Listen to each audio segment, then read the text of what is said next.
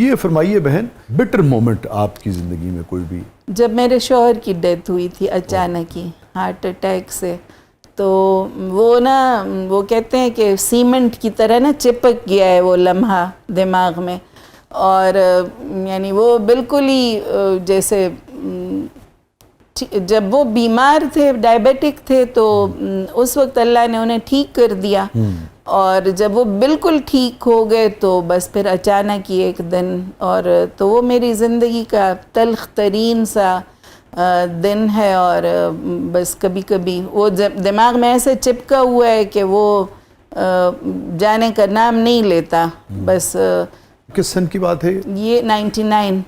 26 سال ہو گئے۔ آپ تو بہت ہی میں ینگ ایج میں، I was just 33 years old۔ تو بس وہ تلخ سا وہ تھا، اور لیکن بس اللہ نے پھر اس کے بعد بہت زیادہ عزت دی، اور اپنے خاندان نے بھی، اپنے نسبی خاندان نے بڑی حفاظت کے ساتھ رکھا، اور جماعت کے خاندان نے بھی بہت زیادہ حفاظت کی، بڑے مواقع دیے۔ آخری مکالمہ ہوا تھا آپ کے ہسبینڈ سے؟ آخری مکالمہ بھی ایسا عجیب تھا کہ جیسے اب مجھے ہوتا ہے کہ جی جیسے انہیں شاید پتہ لگ گیا کہ کیا ہوا، کہ آخری بات انہوں نے مجھے یہ کی، نماز پڑھی مغرب کی، اور طبیعت تھوڑی سی وہ ہو رہی تھی، ان کو بخار ہو گیا تھا اور تھوڑی سی سانس کی خرابی تھی، تو کہا کہ ذرا ہاسپٹل چلتے ہیں۔ تو اس سے پہلے بڑی لمبی نماز پڑھی اور غسل بھی کیا، تو وہ بھی اتنا لمبا، اور بس وہ بیٹی نے ایسے ہی کہہ دیا کہ ابو آپ کی داڑھی کا ایک بال ادھر جا رہے، 7 سال کی تھی چھوٹی سی، تو وہ جا کے تو حجامت انہوں نے بڑی اچھی اپنی داڑھی واڑی ساری بڑی بال بھی کٹوا کے، اور بڑا جیسے بندہ بہت ہی تیاری کے ساتھ جاتا ہے، اور میں نے ان کو نئے کپڑے نکال کے دیے ہاسپٹل جاتے ہوئے، آئے ہوئے تھے 2-3 دن پہلے سل کے، تو میں نے وہ ان کو نکال کے دیے۔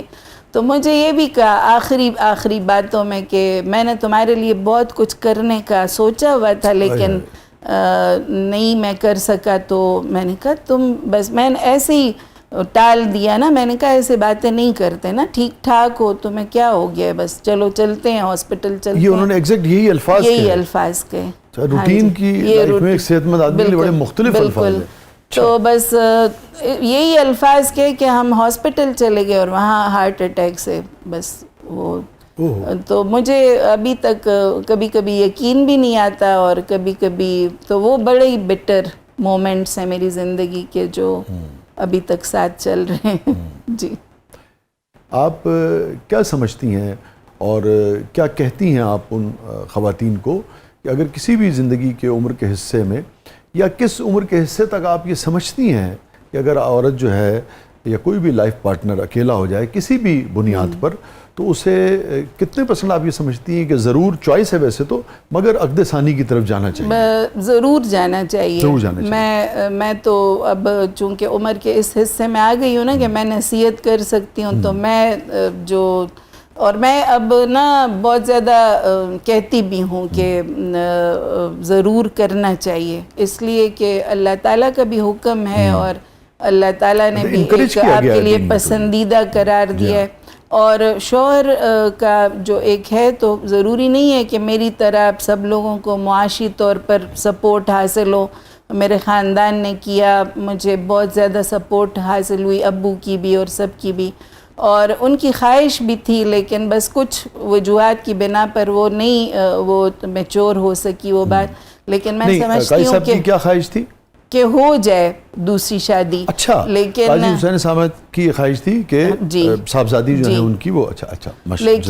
لیکن بس وہ کسی وجہ سے نہیں ہو سکی۔ تو اس کا مطلب یہ ہے کہ قاضی صاحب یہ سمجھتے تھے کہ بھئی اس بات کی حوصلہ افزائی ہونی چاہیے، اور اگر کوئی ایسی چیز ہو جائے بچیوں کے معاملے میں، خواتین کے معاملے میں، گھر میں بھی ہو جائے، تو آپ کو ایک آگے بڑھنا چاہیے۔ ان کی وہ ایک تھی خواہش، لیکن کسی وجہ سے بس وہ نہیں ممکن ہو پایا، تو میں یہ سمجھتی ہوں کہ بچیوں کے لیے بہت زیادہ ضروری ہے کہ بہن ہم کیسے یہ بتائیں اپنے معاشرے کو کہ یہ اللہ نے سب کو بنایا ہے اور اللہ کا ایک نظام ہے، ہم جتنا دین کو سمجھتے ہیں اس میں انکریج کیا گیا ہے، ابھی قاضی صاحب کے حوالے سے آپ نے بتایا، ہم اس پہ دیکھیں بات کرتے ہوئے انکریج کرتے ہوئے شرمندگی یا برائی کیوں محسوس کرتے ہیں؟ آسان ہو جائے نا، مجھے وہ ابھی مشکل کیوں بنا دیا ان کا بڑا اچھا لگا مجھے، اب ان کے نام نہیں آتے، لیکن ایک بڑی عمر کی ایک جوڑے نے ابھی شادی کی تھی، آپ غالباً سمینہ احمد صاحبہ کی بات کر رہے ہیں. جی میں میرے پاس ان کا ٹیلی فون نمبر نہیں تھا، لیکن مجھے بڑا اچھا لگا کہ ان دونوں نے ایک دوسرے کے لائف پارٹنر ہونے کا. پھر ابھی یہ جو بشرا انصاری صاحبہ نے وہ کیا، تو اچھا رہتا ہے نا کہ آپ لوگ ایک دوسرے کے ساتھ یعنی وقت گزارنے کے لیے، ایک دوسرے کو کندھا دینے کے لیے، ایک دوسرے کے ساتھ ایک کمپینین شپ. تو میں بڑی اہم بات ہے، اگین ایک اہم انتہائی اہم شخصیت کی جانب سے آپ یہ کہہ رہی ہیں کہ میں آپ کی بات سے جو سمجھ پایا، آپ انکریج کرتی ہیں، حوصلہ افزائی فرما رہی ہیں، اور آپ نے پسند کیا ان لوگوں کو جنہوں نے 60-70 کی عمر میں جا کے بھی کیا ہے، تو آپ سمجھتی ہیں بہت اچھی بات ہے. اور ہمارے معاشرے کو اس کو سپورٹ کرنا چاہیے، بجائے یہ کہ اس کے اوپر کوئی اعتراض کریں. بہت عمدہ آپ نے بات کی، اور میں سمجھتا ہوں کہ اس سے بہت ہی اچھا ہماری خواتین کے حوالے سے بہت اچھا میسج آئے گا. معاشرے کو بھی نا اس طرح کا ایک دوسرے کو سپورٹ کریں گے، اور شادی آسان بنائیں. جتنا آسان بنائیں گے تو پھر اس طرح کے جو ابھی کوئٹہ میں واقعہ ہوا ہے، اس ٹائپ کے واقعات نہیں ہوں گے نا. آپ معاشروں میں اور اس میں قبیلوں میں جب یہ اس ٹائپ کے واقعات ہوتے ہیں، تو اس سے جو بغاوت نوجوانوں کے اندر پھیل رہی ہے، اس کی بجائے آپ ایک دوسرے کے ساتھ محبت کے ساتھ، عزت کے ساتھ، احترام کے ساتھ، تو انسانوں کو قتل کر دینا کون سا جواز بنتا ہے؟ کوئی بہت بھی انہوں نے بھی غلط کیا، اس عورت نے بھی غلط کیا، اس آدمی نے بھی غلط کیا کہ اگر آپ کی ایک جگہ شادی ہوئی ہے تو اس کو آپ کو رسپیکٹ دینی ہے. شادی نام ہی اسی چیز کا ہے. ابھی ایک امریکہ میں یا کدھر ایک CEO کے خلاف اس طرح سے ہوا کہ وہ کانسرٹ میں ایک مومنٹ ان کی اور دیکھیں ان کی معاشرے میں بھی، حالانکہ یہ کوئی بری بات نہیں ہے، لیکن انہوں نے چونکہ دونوں شادی شدہ تھے، انہوں نے اس شادی کے جب آپ ایک رشتے میں ہیں تو پھر اس کانٹریکٹ کو جب آپ لے اس کو اوبے کرنا، اور اس معاشرتی روایات کو، دینی روایات کو، جو ایکسٹرا میریٹل افیئرز ہیں، اس سے خاندان اور معاشرہ برباد ہوتا ہے. تو یہ جانوروں کا معاشرہ، تو انہوں نے بھی غلط کیا. لیکن قتل کرنے کا یہ جو جواز ہے کہ آپ ایک زندہ انسانوں کو اس طرح سے بغیر کسی عدالت لگائے، یہ انسانوں کا کام تو نہیں ہے نا. میرا اور آپ کا کام تھوڑی ہے کہ آپ پستول لے کر تو مارنے لگے. ہمارا کام نہیں ہے. بالکل. وہ عدالتیں دیکھیں نا، عدالتیں دیکھیں اور فیصلہ کریں، اور پھر اسے گلیمرائز کریں.